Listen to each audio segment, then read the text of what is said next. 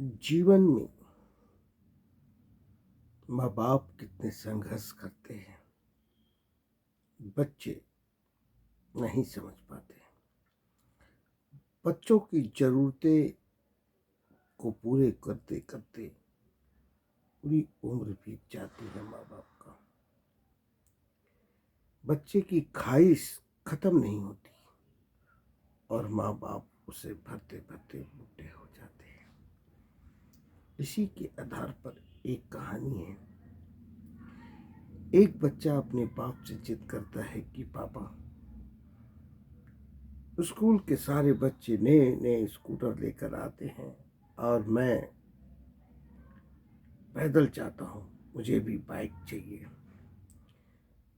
पापा कहते हैं कि बेटा समय निकलने दो, दिला दूंगा। बेटा रोज जिद करते करते एक दिन पापा से लड़ बैठा। पापा ने भी कहने लगे, तेरी हर जीत पूरा करता हूँ मैं, ना जाने मैं कैसे घर चलाता हूँ, कैसे कमाई करता हूँ, तुझे क्या पता दुनियादारी कैसी होती है। पढ़ लिख कर तू कुछ बन जाएगा तो हम सबकी आशाएं पूरी होगी। पर बच्चा एक न माना, जिद पे अड़ा रहा। माँ बाप दोनों उसी क्षण अपने पुराने स्कूटर पे बैठकर बाहर निकल गए। लड़का भी गुस्सा होकर मन में उसका आया कि मेरे माँ बाप सही नहीं है, हमारी ज़रूरतें पूरी नहीं कर पाते हैं। छोड़ो, मुझे भी इस मकान में नहीं रहना, इनके दुख सुख का साथी नहीं बनना। मुझे भी ये घर छोड़कर अपना अलग संघर्ष करेंगे। ये सोचकर लड़का घर से बाहर निकलने लगा।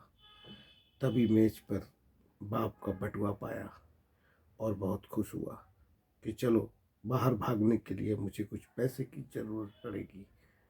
और पापा ने बटुआ छोड़ गए हैं तो क्यों ना मैं बटुआ लेकर घर छोड़ ही दूँ। बस फिर क्या था, लड़के ने वो बटुआ लेकर अपने बाप माँ का घर छोड़कर जाने लगा। कुछ दूर चलते चलते जब उसे अपने पैरों की तरफ देखा तो जल्दबाजी में उसने अपने जूते की जगह पिता का जूता पहन लिया था। लड़का बहुत गुस्सा था। पिता का जूता देखकर उसने जूता को वहीं पटक कर पैदल चल दिया। कुछ दूर के बाद पैदल जाते जाते एक कांच का टुकड़ा उसके पैरों पर लग जाता है और खून निकलने लगता है। लड़का उसी खून लहूलुहान पर दर्द से कराहता हुआ आगे भागता रहा। जब दर्द हद से ज्यादा बढ़ गया तो एक स्थान पर बैठ गया और दर्द के लिए थकान महसूस करने लगा।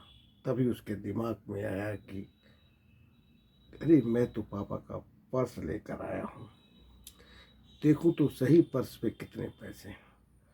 लड़का पर्स को खोलता है तो पर्स में से सिर्फ 100 का रुपया निकलता है और पर्स दिखने में बहुत मोटा था, बहुत से स्लिप थे। लड़का बोला, बाप तो मेरा बहुत ही गरीब है, समझ में नहीं आता है, पैसे ही नहीं रखा है। तो लाओ जरा पर्ची को चेक करें। जब वो पर्ची को चेक करता है तो 40,000 रुपये का उधार लैपटॉप लोन में लिया होता है। बाप उसकी उधारी चुकाता है। फिर फ़ोन उधार में लिया होता है, उसकी उधारी चुकाता है। फ्रिज लिया होता, उसकी उधारी चुकाता है।